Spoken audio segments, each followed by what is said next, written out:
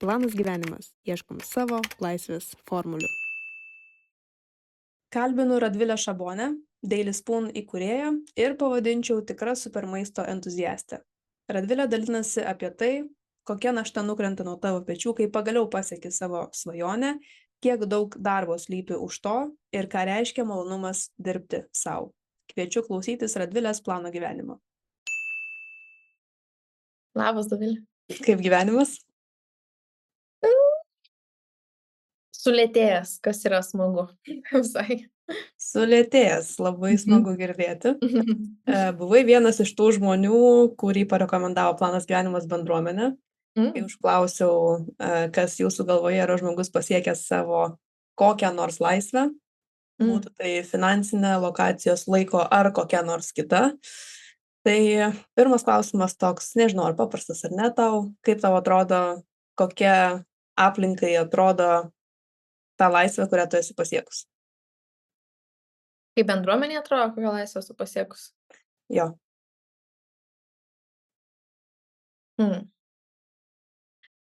Manau, kad atrodo, kad galbūt darbo laisvę esu pasiekusi, nes man rodos tą meilę savo veiklai tikrai aš komunikuoju taip garsiai, tai galbūt tą laisvę daryti tai, ką aš iš tikrųjų myliu ir dar vadinti tai darbu, tai visai yra smagu. Ir visai toksai geras achievementas atrodo. Jo. O kaip tau pačiai yra, nepaisant to, ką kiti galbūt galimai žinai galvoja ir negalvoja, bet ką tu pati jautiesi pasiekus iš laisvės perspektyvos? Gal dažnai pasirinkimų laisvę pajaučiau šiais metais, kad pradžioje tu neturi daug pasirinkimų, ypač vis tiek finansai, ar ne, kai yra ten tie basic needs, tai vis tiek tie finansai yra tikrai reikalingi ir be jų tu tiek tos laisvės galbūt neturėsi pačioje pradžioje, ypač baigus studijas ir visa kita.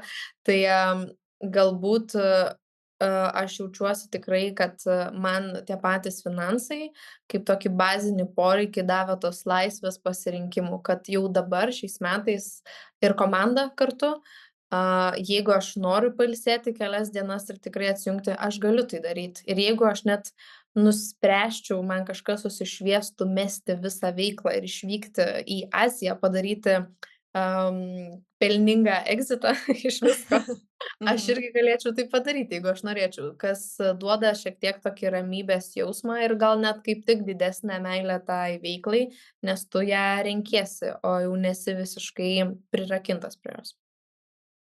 Apie finansus mes dar tikrai būtinai pakalbėsim, kaip vieną iš kertinių momentų daugumos turbūt žmonių gyvenime. Jeigu galėčiau tavęs paprašyti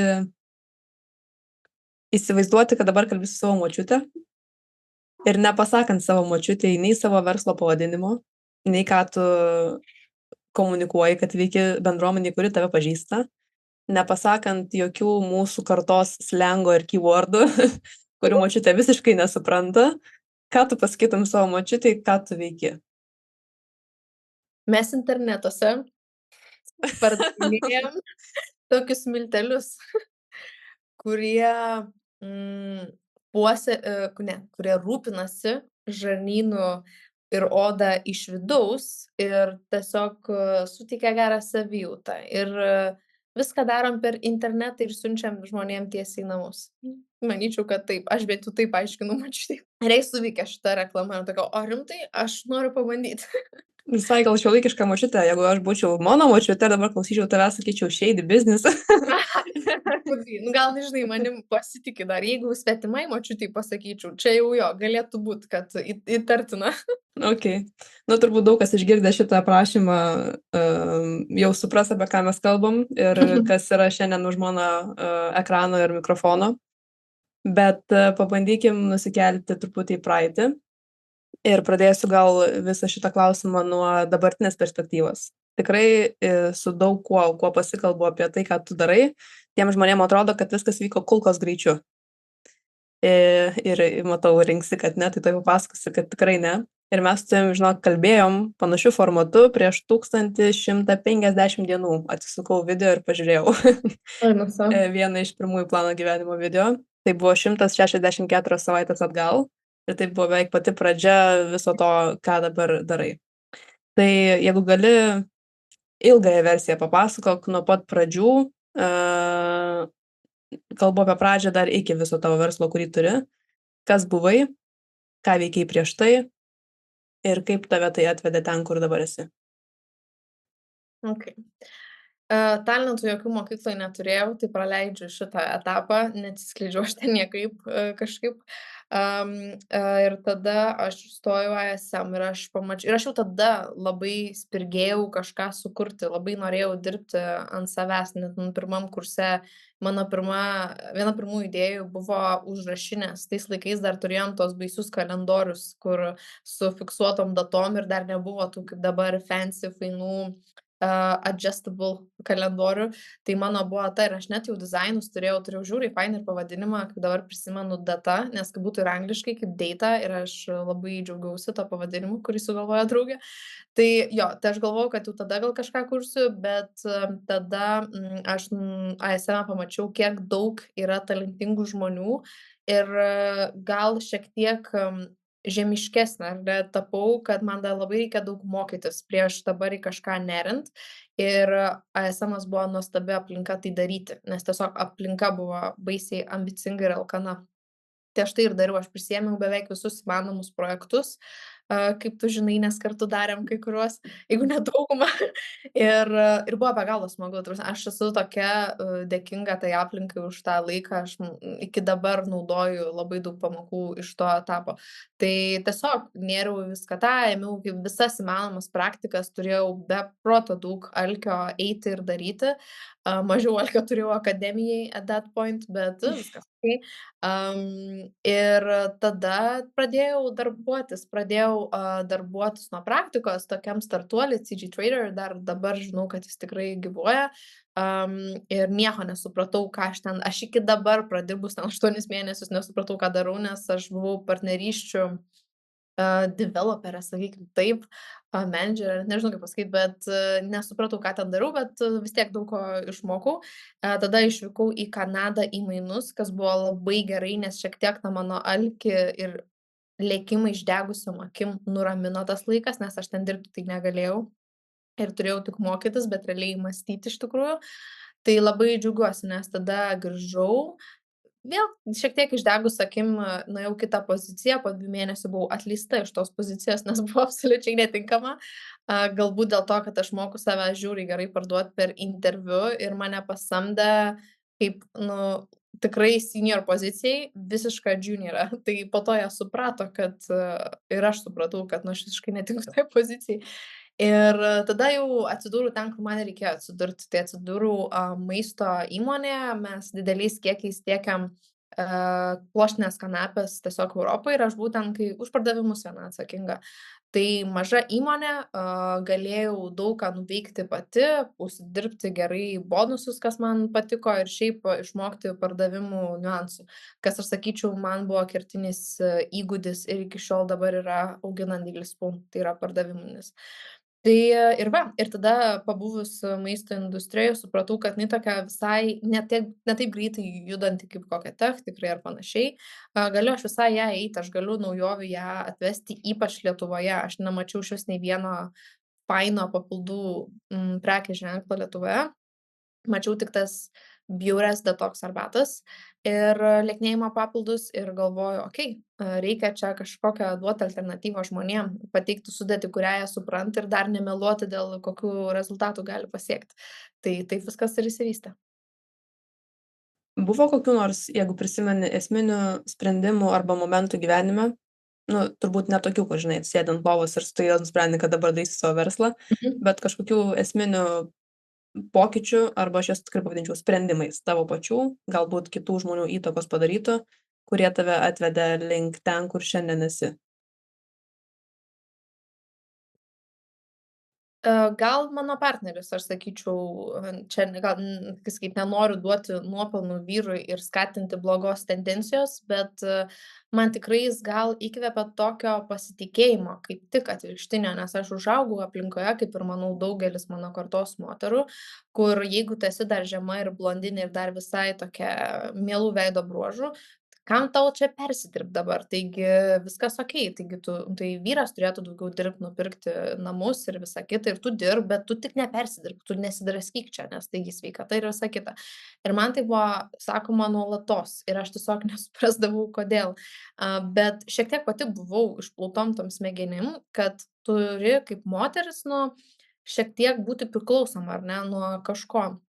Ir gal tas pats mano partneris pamatė tą potencialą ir sako, tu nejuokauk, tu nuo nieko neturi būti priklausoma ir jeigu tu nori kažką pradėt, tai tu pradėk. Ir jisai turėjo, būdamas vyresnis, tokią head start ir jisai buvo apsigalvojęs, kiek tam gyvenimui, kurio jisai norėtų, reikėtų uždirbti. Ir pasidaręs paprasčiausią Excelį. Ir kai tu pamatai, ar ne, tas sumas ir kiek tau ilgai užtruks taupyti mašinai, namui, butui, nesvarbu, ar ne, bet tiems dideliems pirkiniams, kurių galbūt, ar ne, tu nori, nebūtinai, čia visiem, bet, pavyzdžiui, aš labai norėjau tikrai namų. Man tai buvo kažkokia siekiamybė va juos įsigyti. Ir tada, kai tu pasidarai tą Excelį, tu supranti, kad tu samdomoje pozicijoje arba tiesiog tikrai stipriai neaugdamas, tu užtruksi labai ilgai. Ir ar tu nori tiek laukti, yra klausimas. Kai kuriem yra viskas okei, niekur neskuba. Aš visą laiką buvau ta, kuri žiauriai noriu skubėti, aš noriu kuo daugiau patirti. Ir aš tai supratau, okei, tai čia taip nepavažiuosim, reikia kurti kažką savo. Ir aš iki dabar tikiu, kad verslo kūrimas yra vienas greičiausių būdų gauti tą finansinę nepriklausomybę, ar ne? Ir taip mes pasidarėm. Paprasčiausias Excelis man labai atvėrė akis ir pasakė, kad jo, reikia daryti ir tada va, dar partneris šiek tiek įžiebė pasitikėjimą. Tai taip. Tai klausykit dabar visi, kurie klauso, žiūrėkit, atsidarom Excelį, užsipildom lentelę. Realiai tiek ir užteko, ar buvo dar kažkas? Nebuvo, žinai, nebuvo mums to tokio labai aiškaus momento, va dabar va pradedam. Tai labai gavos tokių sniego gniūžtės efektų, nes yra ganėtinai sunku nuspręst, va dabar dedam čia visas jėgas ar ne ir važiuojam, nes tai labai daug drąsos reikalauja, ar ne, ir rizikos ir visa kita. Pradėkit mažais žingsniais, aš sakyčiau, nes mes tai pradėjom ir tada nebuvo jokio baisumo, ar ne. Pirma, susirandam partnerį, kuris mums padės sukurti produktus, susirandam gamybą, pasižiūrim tą ir tada pradeda viskas taip rutuliotis ir tada tu žiūri, o velnias, tai man jau čia svetainės reikia, nes kažkur turėsiu pardavinėti tos produktus. Tai mūsų buvo toks lėtas vystymas, kai kuriem jisai netinka, kai kurie nori labai greitai, žinai. Bet man jis visai patiko, nes tai gavos toksai hobis tiesiog po darbo, kad pavystom ir mes tikrai nuoširdžiai nesitikėjom, kad čia tikrai į kažką tokio išauginsim. Tai, bet tuo pačiu neužsikrauni, žinai, gal tos baimės ant galvos, kad dabar čia turi būtinai jau paeit, kai tu labai rizikuoji ir daug dedi ant tos vienos kortos. Minėjai prieš tai, tiksliau linksėjai galvą, kai sakiau, kad kitiem atrodo, kad čia viskas mega greitai šoko. Dabar paminėjai žodį lėtai buvo augimas, tai kaipgi visgi buvo su tuo tempu? Mano akim tai buvo tikrai lėtas. Buvo, kada jis įsivažiavo, bet tarkim, mane pirmus pusę metų mes nedėjom nieko beveik į marketingą, tiktais barteriukus siuntinėjom produktus ir tikėjomės sukryžiavę ar ne pirštus, kad kažkas pasidalins. Bet kadangi tu viską darai pirmą kartą, tu bijai dėt atgal tos pinigėlius, ypač kai mes jų tikrai daug neturėjom. Aš buvau tik baigus studijas, Emonas turėjo kitą darbą, kitą įmonę irgi tik išėjęs iš darbo, mes labai, cash flow nebuvo puikus mūsų namus. Tai mes tikrai ne tik užsidirbom tos pinigus ir tai būdavo baisu jas dėti atgal. Bet čia ir buvo tikrai klaida, reikėjo anksčiau nebijoti ir investuoti, bet darai pirmą kartą, kitaip neišeina. Tai tikrai buvo labai lėtas pusę metų ir tada, kai mes pagaliau pasiryžom įdėti pinigėlius į mokamą reklamą, mes iškart pradėjom augti. Tai buvo toksai pirmas didelis ar ne šuolis į viršų, jau kartais. Ir tada, man atrodo, kai aš nusprendžiau nebesiblaškyti su ta idėja, kad reikia į užsienį lėkti akis išdegus, kai įmonei 1 metai ir mes neturim iš vis dar resursų, o susikoncentruoti į Lietuvą, tai sugrąžinau tą savo fokusą ir dariau tai, kas man iš tikrųjų labai patinka, tai yra produktų kūrimas, tada vėl kartais paaugom per kokį pusmetį. Tai čia buvo tokie dalykai, bet nieko, aš nematau visiškai greito, nu, prasme, mums jau tuoj bus 4 metai. Pirmi metai išvis buvo žiauriai lėti. Prasme, aš jų net neskaitau, aš dar dirbau kitą darbą, tai irgi ką tu gali ten žiauriai greitai ar ne išauginti. Tai kai yra tikrai tokių atvejų, kur išeina viral verslai ar ne, nu, jauni be jokių išorinių investicijų, tai yra puiku, bet nieko panašaus nebuvo su Daily Spoon. 4 metai eina ir šiandien pradėjus pokalbį sakai, kad dabar jautiesi ramiai. Apibūdink šitą ramybės jausmą iš savo perspektyvos. Man gal iš tokios asmeninės, aš užaugau visą laiką labai taupydama ir ne universitete, aš visą laiką augau kaip ir gerai, čia viskas okei, bet visą laiką taupiai, sakykim taip. Ir tada aš pamenu, buvo toksai labai nemalonus periodas, kai tarkim ar ne po studijų aplinkoje turiu labai daug talentingų, protingų žmonių ir visi dirbo kažkam, ar ne. Kai aš pradėjau ir ėjau verslą, mano aplinkoje nebuvo daug žmonių, ta prasme, net nepamenu, ar išvis buvo, kurie eitų tuo keliu, išskyrus ar ne mano vyrą. Tai nebuvo su kuo pasidalinti tuo nesaugumu finansiniu, kurį tada aš jaučiau, nes aš buvau išėjus tada iš savo darbo, o iš Daily Spoon dar neišsimokėjau, gyvenau iš santaupų. Tai po labai ilgo laiko gyventi ir matyti vien minusą yra labai nesaugu ir nesmagu, bent jau man tai buvo. O tada matai, kaip aplinkoje visi gauna paaukštinimus, nu visi ASM-čikai yra žiauriai protingi ir lipa į viršų, o tu jautiesi kaip visiškas nevykėlis. Ta prasme, aš tai taip jutausi ir Emonas irgi nebuvo labai smagu. Aš pamenu, kažkada man buvo toks low point, mes kalbėjom su pažįstamais, jie sako, va, mes einam į teniso pamokas, kur ten, nežinau, teniso gal pamoka, kokius 30 eurų tada kainavo. Man tai atrodė tokia nesuprantama prabanga, kad kaip tu gali, Jėzus, už valandą laiko 30 eurų. Ir aš pasijutau, nu, tokia biedna. Ir jo, tai nebuvo kažkaip fainai ir tai man paliko tą tokį nesaugumo jausmą ir net kai mes jau po to tikrai uždirbom ir aš susimokėjau sau tą atlyginimą, aš bijodavau leist tuos pinigus kiekvieną kartą, žinai, pridėdama tą telefoną prie to atsiskaitymo, man toks nepatogumas kažkoks buvo. Tai jo, ir aš tik šiais metais pagaliau jau galiu, atrodo, atsipalaiduot ir tiek nebeskaičiuot ir visa kita. Nesakau, kad mes ten po to irgi baisiai taupėmės ir keliavom ir visa kita, bet kiekvieną kartą, žinai, skaudėdavo, nebūdavo tai komfortiška kažkaip. O dabar jau pagaliau atsipalaiduoju ir man tiesiog taip nebeskauda.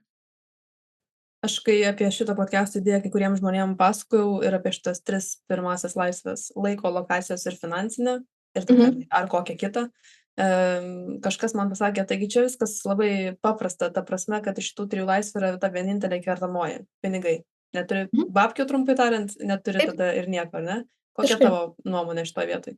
Aš visiškai sutinku. Tiesiog man irgi niekada nesu prie jų prisirišus, ar kad tai būtų kažkoks tikslas, bet pinigai tiesiog yra įrankis, kuris tau nuperka tokį peace of mind.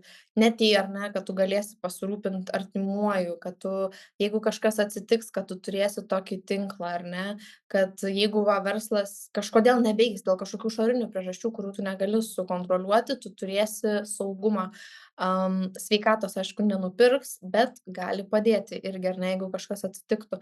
Tai man irgi tai yra tiesiog visiška laisvė ir aš pilnai sutinku.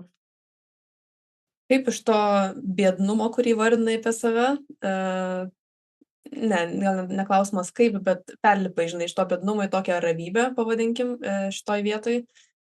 Bet žinom turbūt daug žmonių, kurie taip, grubiai tariant, biedni ir lieka. Nebūtinai finansiškai, bet savo požiūrio klausimais. Galėtum išskirti kažkokias savo savybės asmeninės, charakteristikas, kurios manai, kad prie viso šito prisidėjo teigiama prasme. Nes, kaip ir sakai, žinai, pinigai nebuvo gal tikslas pirminis, bet pasiekti kažkokių rezultatų ir eiti daryti dalyką reikia tam tikrų savybių, nebūtinai įgūdžių. Kaip aš pasiekiau, ar ne, tą finansinę laisvę. Aš nieko geresnio nesugalvoju, kaip tiesiog tęstinis darbas. Nu, tu turi tiesiog pasirodyti beveik kiekvieną dieną. Ir aš ką supratau, kad Nesvarbu, koks tu esi protingas, iš tikrųjų net visiškai. Jeigu tu, dar kartais tikrai, tinkamas laikas ir vieta turi tikrai įtakos, tinkama industrija, nes kai kada tu gali nueiti į sektorių, kuris kad ir kiek tu ten draskysies, nebus toks, didelis ar ne, tas grįžtamoji tiesiog ta grąža, nebus tokia didelė, kaip tarkim tu nueisi į kitą sektorių, kur pinigai visiškai kitokie, bet va tu kažkaip į jį įlįsi ir va tau, paeis tiesiog, ar ne? Tai dar tas manau, kad svarbu, bet iš ką matau iš savo aplinkos, kad nėra žmonių, kurie tiesiog nebijo dirbt, nebijo daryt kažkokių ar ne šiek tiek labiau rizikingų sprendimų, ar išeit ant savęs, ar tiesiog bandyt daugiau atsakomybės prisiimt, ar ne? Ir kad jiems po to, kažkas vis tiek stabdos ten labai, ar jie negauna tos grąžos. Tęstinis darbas kiekvieną dieną ir nesustot ir varyt toliau yra geriausias dalykas. Nes aš pajusdavau, aš kai vieną kartą esu sustojus o per tuos 4 metus, šiek tiek vasarą labiau, tu iškart matai rezultatuose tai. Ta prasme, iškart, kad tu va pristojai. Ir tai irgi rodo problemą gal operacijose tada tavo, kažkur ar ne blogai, ar ne, kad be tavęs nevažiuoja ir nesisuka, tai irgi turi spręsti. Bet realiai tęstinis darbas tiesiog vienintelis dalykas, kuris man padėjo. Formulę bandau piešti. Excelis, partneris, tęstinis darbas, juokauju. Jo. Bet šitas podcastas kalba ir apie pagrindinį vieną žodį - nesiparinimą. Mhm. Kokį santykį su šituo žodžiu tu turi? Pradžioje tai, kosmosas buvo, aš dėl visko be proto, parindavausi ir dabar, aišku, taip yra, bet labai labiau sąmojingai tai žiūriu, bet man pamenu vienas patarimas taip stipriai padėjo, gal net tokia, į 2 sritis išskirti, bet pirma, kad tas verslas ir šiaip darbas tai yra tik žaidimas, tai yra tiktais būdas, ar ne, kaip mes gaunam va tą laisvės įrankį, pinigus. Bet tai nėra mūsų gyvenimas ir mes ypač, jeigu ant savęs išeinam, mes tiek identiteto uždedam, ar ne, ant to verslo. Va, kad jeigu čia va neina, tai ir aš nevykėlis. Kas yra visiška nesąmonė, ta prasme, ir tu turi labai atskirti šituos dalykus. Tai, pamenu net, ar ne, kai va aš esu toj socialinėj erdvėj ir, kartais ten visokios kritikos, retai, bet, būna, ar ne, ir tada tu ją taip priimi asmeniškai, kad net kritika tavo produktams. Bet aš va turiu net prisimint va, kad, aš nežinau, aš jau galiu sakyt įmonės pavadinimą, bet tarkim, kad mano prekės ženklas nėra lygu aš, ar ne, kad tai yra visiškai skirtingi dalykai. Net kad žmonės, kurie galbūt duoda tą kritiką, jie tavęs tai nepažįsta, jie nėra tavo draugai, jie žino kažkokį įvaizdį, kurį tu kuri save, tai gal ten tavęs yra 5 ar 10% priklausomai, ar ne, kiek tu savęs atiduodi. Tai atskirti, ar ne, tuos dalykus tikrai. Ir tada, ką aš kitą darau, kad, va tarkim, jeigu būna tikrai rimta problema, kur aš jau labai labai stresuoju, aš nusibrėžiu blogiausią scenarijų. Tai kas baisiausia iš tikrųjų gali būt. Ir kai tu jį žinai, tu supranti, kad čia nėra jau taip baisu. Iš tikrųjų, taigi susidorosiu aš su tuo. Aš pamenu, prieš kokį pusmetį žiūrėjau interviu su vienu NT specialistu, kuris ten jau sektoriuj, nežinau, 30 metų kokį tikriausiai. Ir jo patarimas buvo jaunai kartai nebijoti bankrutuoti. Ir man tai kaip jaunai verslininkai atrodo neįmanoma. Čia būtų visiška asmeninė tragedija. Bet aš kažkaip pradedu jį suprasti, nes vieno dalyko, kurio iš tavęs niekas netims, tai yra tavo žinios. Niekas to iš tavęs netims. Tai jeigu net nepasiseks šį kartą, ir ką, pasiseks antrą, trečią, ketvirtą. Vis tiek tu kažką išsineši. Tai aš dabar kažkaip bandau nusibrėžti blogiausią scenarijų, paklausti, ar parinsiuos dėl to už metų. Dažniausiai niekad nesiparinu, pamiršti jau dažniausiai po savaitės arba maksimaliai mėnesio tu tą problemą. Ir viskas. Ir dar kas svarbu paminėti, kad tai ateina per patirtį. Gali čia manęs dabar kažkas klausytis, ar aš galiu ten kitų klausyti, žinai, kurie jau tenais už mane žymiai daugiau yra tame, bet tu turi pats suprasti tai per laiką. Žinai, kada tu suprasi, kad nėra neįsprendžiamų problemų. Nėra tiesiog. Gera gyvenimo mantra, jeigu jau vadovautis. Nuskelkim truputį į tavo vaikystę, apie kurią jau užsiminėjai. Kada anksčiausiai save prisimeni, kokio amžiaus? Šiaip labai, manau, anksti, kokių 4-5 metų. Prieš mokyklą tai tikrai. Nežinau, kada yra normalu atsiminti. Kaip apibūdintum savo visą tą laikotarpį vaikystės? Nežinau, nebuvo labai lengva jinai pas mane, nebuvo kažkokia ten be proto ir sunki, bet tiesiog labai turėjau anksti išmokti pastovėti už save ir individualiai susitvarkyti savo gyvenimą, sakykim taip, nuo labai ankstaus amžiaus. Nes aš buvau vienas vaikas, tai man neturėjau ar ne brolių, ar seserų, su kuriais kažkaip ten pasidalinti dalykais. Tai toks, kad turėjau atstovėti už save ir net kartais aš turiu pykti, kai žmonės neišsprendžia savo problemų ir jiems būtinai kažkas turi padėti, man net yra kažkoks vidinis pyktis, kad kodėl čia jiems padeda, man tai niekas nepadėjo, žinai, kas yra visiškai mano pačios kompleksas, žinai. Bet jo, bet iš tikrųjų, kaip visi sako, kad po to labai pasitarnauja tokie dalykai po to gyvenime, nes tu labai savarankiškas tampi. Tai kažkaip buvau žiauriai, žiauriai savarankiškas vaikas, kiek save pamenu. Galbūt atsimeni kokį nors momentą, jeigu toksai buvo, kada supratai, nu čia jau turbūt vėlesniais metais, paauglystės ar vėliau, kad galimai būsi tuo, kas esi jau šiandien? Ar išvis turėjai tokių vizijų? Oi, tikrai turėjau. Man kažkaip visai versli šeima buvo, tai gal tai iš tikrai turi ar ne įtakos. Ir labai labai visi buvo darbštūs, daug dirbantis žmonės. Ir man kas labai patiko mano šeimoje, ką aš supratau tik vėliau, bet tai buvo man labai geras pavyzdys, kurį aš susinešiau, kad niekas nieko nekaltindavo dėl kažkokių savo nesėkmių, ar ne? Niekad nebuvo aplinka kalta, kad tu kažko negali daryti, ar ne? Kad va čia kažkas tau trukdo, kad čia blogi politikai, kad nepadaro, nežinau, gerų sąlygų verslui. Niekad nebūdavo tokio kaltino, visą laiką buvo, ką aš galiu padaryti. Ir man atrodo, kad tai toks geras požiūris. Ir aš manau, kad aš jį išsinešiau, nes aš irgi niekad nieko nekaltinu, jeigu kažkas, nepaeina. Aš visą laiką žiūriu, ką aš galiu, žinai, padaryti. Aišku, gal ne visą laiką tai pavyksta 100%, bet aš tikrai stengiuosi. Tai manyčiau, kad tas ir nuo šiol įsukta buvau, ką aš pamenu labai labai iš anksti, tai kokie tikrai 5-6 metai, kad būdavo mada tie vandens balionų karai. Ir aš sakau, žiūrėkit, tai galit pas mane ateiti, nes va ten susimetam ant tų balionų, bet kad prisileist tą balioną, tai yra 2-3 centai už tą balioną. Ir aš rinkdavau iš draugų tuos pinigus. Tai nežinau, kažkaip buvau aš tokia sukta, ar tenais vogdavau gėles iš ten močiučių darželių ir pardavinėdavau. Nu, ta prasme, rasdavau aš tos veiklos. Aš labai anksti pajutau tą cinkelį, bet gal aš sakau, buvau šiek tiek kuklumo atsirado, kai nuvykau į ASM ir aš pamačiau, kad kiti labai daug kuom užsiėmė mokykloje, o aš tinginė buvau iš tikrųjų mokykloje. Tai toks man buvo, biški reikia daugiau pasimokyti iš aplinkos ir taip nesusireikšminti. Tai šiaip labai džiaugiuosi, nes labai daug geros patirties pasiėmiau. Kaip tas nesusireikšminimo laikotarpis atrodė? Sakei, kad pradėjai daryti daug reikalų, daug projektų. Papasakok ne tik apie gerąją šitą pusę, bet, kiek žinau, ir sveikatos reikaliukų, ar ne? Jo. Tai aš nežinau, bet jeigu tu pameni, ar ne, esame, tai dabar tai atrodo net juokinga, bet atrodo kaip tik, ar ne, supratau, kad reikia ar ne mokytis ir tada man buvo kažkokie auksiniai metai. Man taip gerai ėjosi tie projektai, bent jau aš taip mąsčiau, man praktikas, kur tik norėjau, aš gavau, po to ir darbą gavau.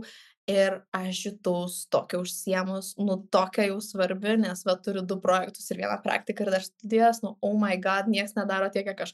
Tai va buvo tikrai toks periodas ir aš manau, kad jis visiems buvo esame tikrai kažkokią minutę, bent jau su kuo aš pakalbu, ar tiek va su vyru, ar tiek su pamenu va kursiokiam ar ne, tai kad kurios irgi buvo esą, kad mes visi žiauriai svarbus jautėmės ir tie projektai tokie buvo wow, bet man jie žiauriai patiko, man iki dabar aš esu nustebus, ką galima padaryti su 100 eurų biudžetu projektui, tai man viskas tikrai patiko, bet nežinau, aš jutau šiek tiek tikrai susireikšminus ASM laikais. Kada tai baigėsi, galvoju, gal kai buvau atleista iš darbo, tada tą pirmą kartą tokia nuleista ant žemės, bet tai nebuvo kaip sakyt, dėl mano ten įgūdžių tiesiog aš labai buvau blogas pasirinkimas tai pozicijai, tiesiog save labai gerai pardaviau interviu visuose. Tai gal tai šiek tiek nuleido ant žemės, kad ne viską galiu gauti, nes iki tol viskas tiesiog labai paeidavo. O va čia toks buvo šiek tiek, kad okei, ne visiem aš čia tinku ir gal reikia šiek tiek labiau rimtai žiūrėti į dalykus. Paminėjai žiauriai gerą frazę ir tada aš irgi prisiminiau ir man suklikino, ką galima padaryti už 100 eurų. Tai ką Jo. galima padaryti už 100 eurų, Radvilė? Tiek daug. Ta prasme, viską gali parduoti, tu gali įjungti protingus žmones ir parduoti jiems idėją, projektą, juos užvesti ir jie dirbs su tavimi iš idėjos, kas yra tikriausiai ar ne svarbiausias dalykas, tai tas žmonių laikas. Tu gali rasti partnerius ir jiems parduoti irgi tiek tą projekto idėją, tiek, kad būdami tame projekte jie kažkokias savo vertybės parodys, kas tada vėlgi ar ne tu turi partnerius, kurie gali tą biudžetą pakelti. Nežinau, aš pamenu, mano buvo projektas So You Thinkas, ta konferencija ir jinai buvo tokia mirus ir aš kažkaip pavyko ją atgaivint kartu su komanda ir aš taip savim džiaugiausi, bet pamenu, kad buvo tokių momentų, ką jaučiu labai daug kas turi, kad kai tu nežinai, kaip daryti dalykus, tu jų vengi, ar ne, tiesiog nenori prie jų prisėst. Ir ką aš va su tuo projektu supratau, kad nereikia bijot, kad geriausias dalykas va tokio streso mažinimui, tai yra tiesiog dirbti, nes tas stresas kyla iš neveiksmo, kad tu nieko nedarai. Tai jeigu tu pradedi kažką daryti ir pradedi ties tuo dirbti, dalykai pasidaro ir dalykai taip gali gerai pasidaryti, kad tu net neįsivaizduoji. Jeigu tu tik dirbsi ir dar, jeigu nežinai, tai klausk protingesnių už save. Tai manau, aš tavęs daug klausinėjau dalykų tada su tuo projektu. Buvo reikalų.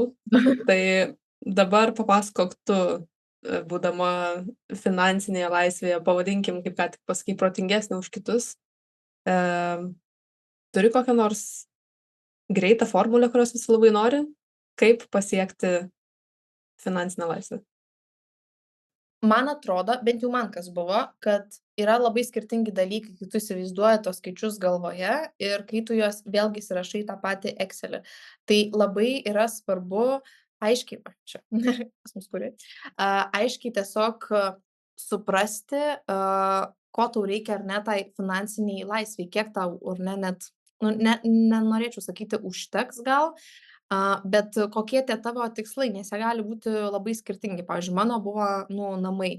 Tai toks buvo didelis tikslas. Kitiems galbūt užtenka kažkokio to passive income, kad keliauti. Tai kas vėl ar ne labai skirtingas tikslas, bet gal pirmą reikia žinoti, koks tas tavo yra tikslas. Aš niekad nebuvau stipri finansuose, aš nuoširdžiai pasiekiau per šiek tiek kitą pusę. Aš tiesiog daug dirbau. Ir tada atsirado ta finansinė laisvė. Tiesiog iš didelio darbo ir tiek. Bet dabar, kaip ar ne, aš noriu palaikyti tą finansinę laisvę, tai aš nenoriu visą gyvenimą taip daug dirbti, ar ne? Tai aš pradedu investuoti į kažką, ar ne? Ar tai būtų, nekilnojamo turto, tai nesu specialistė, tai ten nelendu, bet ar ne yra daug platformų. Tas pats Finbi koksai, ar ne, lietuviškas, kur gali investuoti į verslus.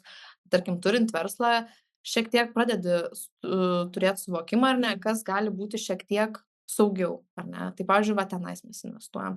Tu gali net įdėti labai saugius indėlius ir vis tiek kažkas ar nebus.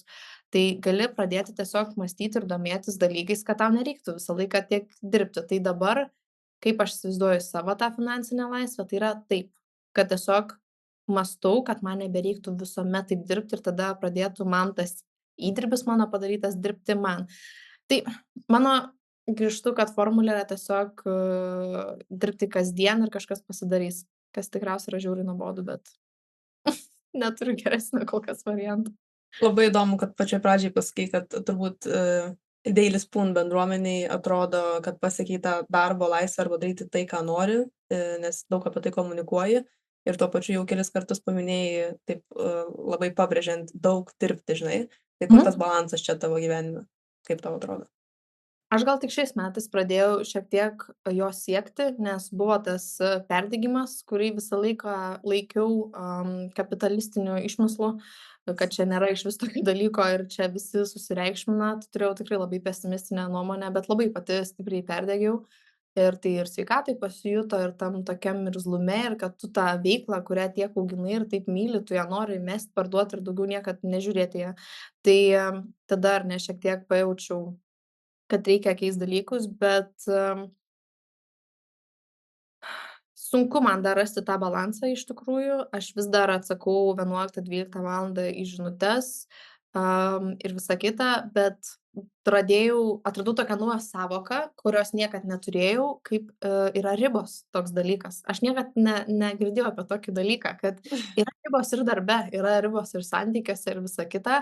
Ir tai gal čia padėjo ėjimas pas psichologę, kad tu gali jas nusibrėžti ir laikytis. Tai aš dabar tai ir darau. Va, tarkim, šeštadienis yra šeimos diena. Man atrodo, čia buvo mano visiškas laimėjimas, nes aš nuoširdžiai laikausi šito dalyko ir tai jau toks nebėra kvestionuojamas ir tai pradeda gautis natūraliai, kas yra taip smagu, kad man nebereikia, žinai, forsinti ir ten atiminėti to telefono iš manęs. Tai vienintelis dalykas, kurį dabar darau, tai yra šis iš tikrųjų. O daugiau aš vis dar labai ieškau to balanso ir aš nuoširdžiai nemanau, kad žmonės turintys verslą ir tikrai norintys jį auginti, ten nesineša darbo namo ir panašiai. Aš tiesiog nemanau, kad tai yra išvis įmanoma iš tikrųjų. Minėjai apie namus, kaip apie vieną iš svajonių. Sveikinimai pasiekus visai Dėkui. nesenai. Tai man atrodo dalinaisi Instagrame, kad tai buvo vienas iš neprotingiausių finansinių sprendimų, kažką tokio minėjai. Kodėl tai buvo? Nes tai žiauriai neprotinga, tu sukiši tiek pinigų ir visiškai nebelikvidus ir viskas. Tai aišku, kad tai visiškai neprotingas ir man labai ilgą laiką užtruko tai pamatyti, žinai, nes man Emonas gal irgi šiek tiek padėjo suprasti, kad tai nėra tikrai protinga, kai galėtume investuot, galėtume nuomotis, ar ne, turėt daugiau laisvės, ar ne, šitam dalyke, bet ne visi dalykai turi būti irgi pagrįsti ta logika ir tais finansais. Ir tai buvo dalykas, kuris mane motyvavo 5-6 metus, ar ne, darbo. Ir aš labai džiaugiuosi, mes taip džiaugiamės šituo dalyku ir iš tikrųjų aš labai, žinai, bijojau, kad kaip yra su tom svajonėm, kad tu ją pasieki ir iškart prie kitos ir tu neturi to jokio pasitenkinimo, tau neatnešta jokios ramybės ir tada tu pradedi suprasti, nu tai velnias, ar čia aš tikrai norėjau, ar man čia aplinka padiktavo, kad čia man to reikia. Aš labai džiaugiuosi, kad aš tikrai to norėjau, nes man tai atnešė tikrai ramybę ir man tai atnešė, kad yra pasiektas labai didelis mano tikslas ir aš tikrai turiu šiek tiek daugiau vietos kvėpuoti tiesiog, nes aš daugiau šiuo metu, aišku, noriu daugiau tos laisvės, bet iš tokių materialių daiktų, kurie vis tiek tave varžo, aš nieko daugiau nenoriu. Tai man tai atneša tokią dar ir psichologinę laisvę, kad aš nesu ar ne tiek varžoma tais dalykais ir aš dabar tiesiog galiu susifokusuot pilnai į veiklą, daryt fainus dalykus ir tikiuosi, kad tai susitvarkys, ar ne, visi kiti dalykai kartu. Paminėjai dar ir kažkurią čia sunkią akimirką Daily Spoon vystymo, kai norėjosi viską mest, parduot ir niekada nebegrįžt, pasakėjai šitą frazę. Įsivaizduok, tada būtum viską metus pardavus, niekada nebegrįžtum, dabar turbūt nesėdėtum savo naujose namuose, ramybės oazėje. Ko tada palinkėtum savo, žinodama va tą sunkų momentą, kuris tada nutiko? Ar ką nors gal darytum dar kitaip? Aišku, nemetei, tai čia jau geras žingsnis, bet papasakok apie tą sudėtingumą. Kad tiesiog reikia pailsėti, kad čia yra neracionalios tavo mintis, kad tiesiog esi pervargus, nes man buvo, žinai, sunku identifikuoti, nes ar aš čia pervargęs, ar aš jau tikrai man nebetikė džiaugsmo ta veikla. Kartais mes tiesiog esam pavargę, man atrodo, ir reikia kartais ir tos perspektyvos, ir to dėkingumo daugiau iš tikrųjų, ar ne, pažiūrėti, kiek tu daug jau padarei. Man atrodo, kad moterims ypač yra sunku prisijimti tą savo darbo rezultatų nuopelnus, nes pasisekė ir panašiai. Aš ir labai dažnai naudodavau Štainovo mums pasisekė. Kažkada save pagavau, galvoju, velniop, niekas mums nepasisekė, viskas buvo absoliučiai, aišku, pasisekė, kad aš gimiau Lietuvoje, pasisekė ar ne, kad mes turim galimybės ir visa kita. Tokiais dalykais tai žinoma, bet daugiau buvo darbas mano akim, tai Aš tiesiog sakyčiau, kad kartais reikia atsitraukti šiek tiek nuo tos ir pačios veiklos, paaukoti galbūt šiek tiek tuos rezultatus, ką dariau aš. Nu, va pavyzdžiui, aš va šią vasarą tikrai mažiau dirbau ir tai po to pasijautė, nes šiek tiek kai atleidi tas vadeles, nueina dalykai lėčiau, nu, natūralu, žinai. Bet aš tikrai šiek tiek ir pailsėjau ir gavau perspektyvos, sugalvojau naujų dalykų, nu ir grįžtu ir judu į priekį. Bet žinai, ką suprantu, kaip yra tas perdegimo pagal tas knygas, kurias man siuntė bendruomenė, kas buvo labai irgi smagu, nes apie tai kalbėjom, kad tu turi realiai mesti tą veiklą, jeigu yra labai rimtas perdegimas ir tu turi pilnai atsijungti. Nu, bet tu neturi tokios opcijos, ar ne, jeigu tu vykdai savo veiklą, tai tu turi susidėti tuos saugiklius savo rutinoje. Tai realiai tai aš ir pradėjau daryti, ar ne, eiti pas psichologę, va nebedirbt šeštadieniais, nebesinešt telefono į lovą, a, susitaikyti, galvoje, kad bus mažesni rezultatai, bet mano sveikata bus gal geresnė. Tai žinai, prioritetai. Prioritetai, atsakymas į visus klausimus. Taip. Am, suprantu, kad čia skirtingi visų tikslai, turbūt klausytojai irgi mintyse gali savęs paklausti klausimą, bet užduosiu tau jį. Tai kiek užtenka pinigų? Labai sunkus klausimas. Ką aš supratau, labai liūdna tiesa, kad beveik niekad neužteks, jeigu tu vėlgi nesusidėliosi tų prioritetų, man atrodo. Tu gali ant tiek būti užvaldytas tos minties, ar ne, nes jų niekad neužteks, visą laiką norėsis daugiau. Aš pamenu, kai mes prieš va 3 kokius metus, jeigu aš būčiau pamačius, ar ne, dabartinės apyvartas, tai aš būčiau sakius, aš einu į pensiją ir man nieko nebereikia. Nu, gal gerai, ne į pensiją, bet kad kokį sabbatical, tai tikrai būčiau pasiėmus, žinai, ir aš galiu čia ilsėtis porą metų ir man nesvarbu. Nu, bet tada atsiranda žymiai daugiau atsakomybė, atsiranda komanda, atsiranda, ar ne, daugiau procesų, kuriuos reikia išlaikyti ir reikia vis daugiau. Bet tada čia gal toksai asmeninis prioritetas. Čia labai nuo žinai žmonių priklauso. Kai kuriems va yra svajonė galbūt tos mašinos ir ta prabanga ir tas statusas ir sakai ir aš visiškai neteisiu ir su tuo yra visiškai viskas gerai. Kai kuriem išvis reikia keliauti ir nereikia net namų ir jiems irgi viskas super. Tai labai priklauso nuo asmeninių interesų, bet man buvo toks tikrai supratimas šiais metais, kad niekad nebus užtektinai ir kad aš noriu pristoti kartu su tuo, labai įdomu, kad atėjo labai ir didelis nusivylimas savim. Kad aš nesu čia tokia hardcore verslininkė, kokią aš galvojau, kad esu. Nes aš galvojau, žinai, jeigu man tik duos ten progą ir visa kita, aš lėksiu užsidegusiom akim ir į nieką nežiūrėsiu ir man daug dirbti nebus problema. Bet tada tu supranti, kad kenčia ir sveikata, kad tu vis tiek priimi dalykus į širdį, kad tu negali čia taip į viską moti ranka. Ir tada aš tiesiog supratau, kad nesu tokia hardcore, kaip tikėjausi, tai nusivyliau savim, bet tuo pačiu gal ir didžiuojuosi, kad supratau, kas man iš tikrųjų svarbu gyvenime, nes kažkada grįžau po vieno susitikimo, kur va kaip ir suprantu, kad turėsiu atsisakyt tos, galimybės, bet grįžau pas savo šuniuką, pas savo vyrą ir galvoju, man jos iš tikrųjų reikia.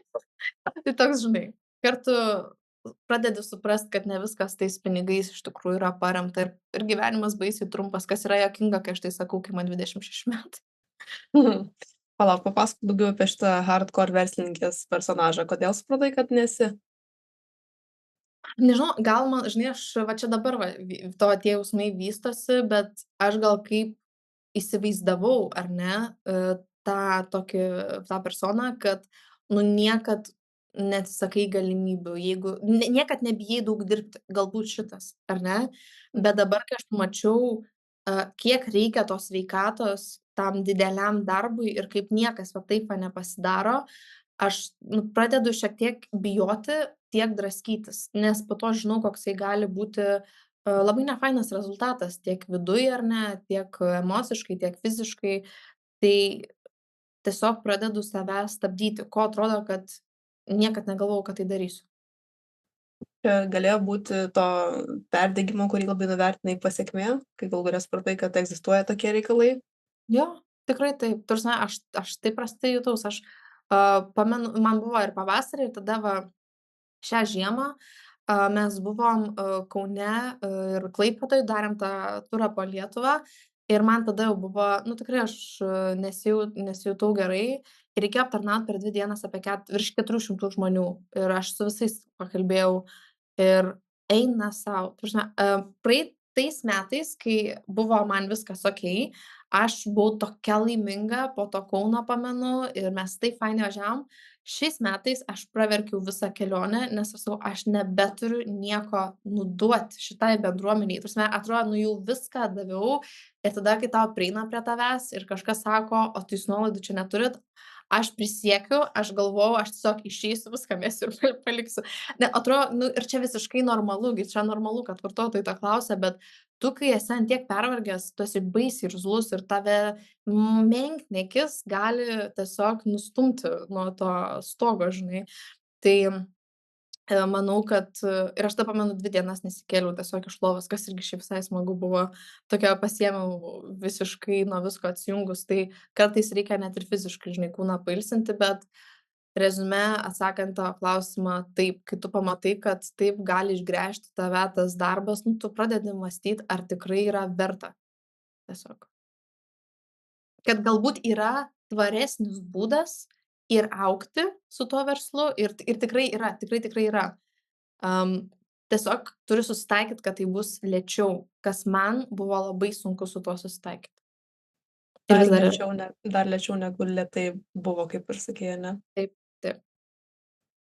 Koks artimiausias Radvilės, Remono ir Daily Spoon planas gyvenimas?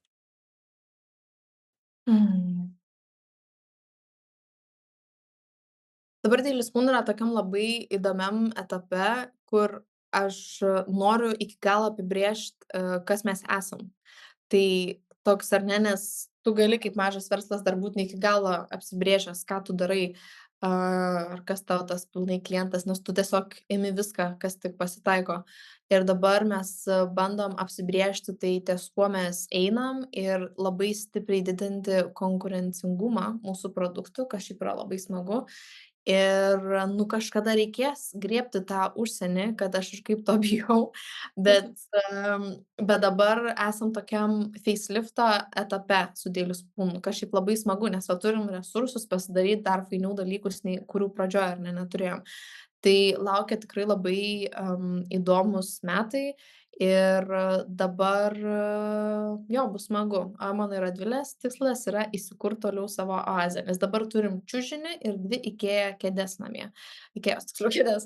Tai bus labai smagus procesas turėti tą savo tokį ramybės kampelį, kurį užsidirbom ir jo, tiesiog yra žiauriai smagu pasiekt tą kažkokią savo svajonę. Ir jeigu tai tikrai buvo tavo, mano mintim, tai labai ir verta iš tikrųjų yra ties jie dirbti. Jeigu tu tikrai, žinai, ne tavo aplinka pasakė, bet va, tu nusprendei ir tu tiki, kad tu tikrai jos nori, man tai atnešė labai daug ramybės. Aš visiems labai linkėčiau, kad jie apsibrėžtų, įsigrynintų savoje ir ties jie dirbtų. Paminėjai apie užsienį kelis kartus. Ko bijai? Nuoširdžiai dabar tai darbo. Nes aš tiesiog, aš suprantu, nežinai, čia mes jau esame įsivažiavę, mes ir vardą turim, ir bendruomenės palaikymą, ir mes suprantam, kaip vyksta dalykai, ten bus viskas nuo nulio ir dar sunkiau, iš tikrųjų, ar ne, nes nesam savi. Tai tikrai baisoka ir dabar, kai mes ilgą laiką skynėm tuos jau darbo vaisius, tenais reikėtų labai palaukti, ar ne, kol mes juos pradėtumėm skinti. Tai yra baisoka, bet manos, kai pasitiki produktu, viskas važiuojasi gerai. Tai va, mes dabar dėl to taip ir darom. Darom tą faceliftą, darom, kad tie produktai ar ne būtų dar stipresni. Ir aš manau, kad va, kai mes tai padarysim per ateinančius metus kažkur, aš būsiu pasitikinti ir aš tada jau man atsiras net tas azartas, o davai pabandom, žinai, bet jis turi būti tas noras tiesiog. Tai aš manau, kad po to jisai man tikrai, nes jau po truputį atsiranda, nes toks, nu vis tiek, smagu visai ir savo kažką įrodyti, kad, davai, aš ne vien Lietuvą, žinai, paimsiu, bet ir kažką kito, nes kažko ir išmoksiu. Tai visą laiką yra smagu. Pasaulio užkariautojai, paimti dar ir kitas šalis, ar ne? Toli dar. Ne, aš manau visai arti bus. Arba tokiais tempais, kaip visiems atrodo, kad greitai varot, tai žiūrėk, nespėsim visi sumirksėti ir jau, ne, sakai?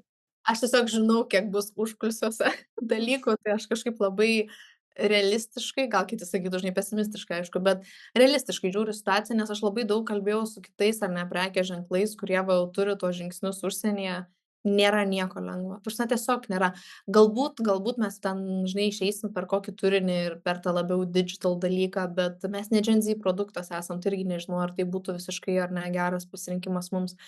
Tai nėra nieko lengvo, visur yra daug darbo, bet kai tas įdirbis pradeda atsipirkti, yra taip smagu, yra irgi verta, ta prasme, įrodyt sau, va, ką tu gali ir parodyt ar ne tos savo įgūdžius yra irgi žiauriai fainas jausmas. Gal net tas toks pasitikėjimas savim, kad va, tavo įgūdžiai va, tai uždirbo, tai padarė, pasiekė rezultatus, gal nežinau, gal net iš tikrųjų yra labiau rewarding ir fulfilling, atsiprašau už angliškus žodžius, bet net labiau iš tikrųjų užpildo tave nei tas materialių tikslų pasiekimas. Bent jau man tai buvo. Na ir pabaigai.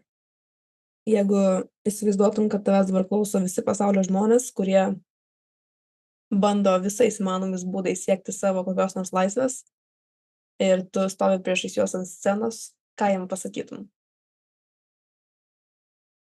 Kad anksčiau ar vėliau pavyks. Aš nepažįstu žmonių, kurie tikrai daug dirbtų ir turėtų gerą darbo etiką, nesvarbu ten protingesni, neprotingesni kažkokioje srityje, ar tiesiog, kad ir koks ten jų ten tas backgroundas būtų, ar kiek jie prieš tai būtų pasiekę, tu gali nuo nulio visiškai save iš naujo sukurti ir kažką pradėti, bet jeigu tu tik nuoširdžiai dirbsi ir dar būsi atviras savo klientui, nes jie tai labai jaučia. Net nereikia bandyti vaidinti kažką prieš auditoriją, nes jie tikrai pajaus. Vis tiek tikrai paeis. Susikoncentruoti į produkto ar paslaugos kokybę ir daug dirbti ir jūs tikrai pasieksite laisvę. Bet aš kalbu, irgi reikia suprasti, aš kalbu apie lygių galimybių šalis kaip Lietuva, Europa ir visa kita. Turim pripažinti, kad mes turim labai didelę privilegiją, kaip mes ar moteris, ar ne, galim visko siekti ir viską daryti. Tai, čia tikrai mums pasisekė, kad mes, tarkim, gyvenam šitoj šalyje, tai aš esu labai už tai dėkinga. Bet tai jeigu gyvenat to ir turit tą laisvę, tai būtų nuodėmė ją nepasinaudoti ir nepabandyti ar ne tą savo svajonės įgyvendinti. Planas gyvenimas kalba apie asmeninį produktyvumą ir projektų valdymą komandose. O šis podcastas yra galimybė mums visiems, besiklausant kitų žmonių laisvės formulių, pabandyti atrasti savo planą gyvenimą. Jeigu įdomu, kviečiu klausyti, komentuoti, laikinti, subscribinti, šėrinti, rašyti mums laiškus ir klausimus ir su nekantrumu laukti vis kito ir kito epizodo. Iki greito.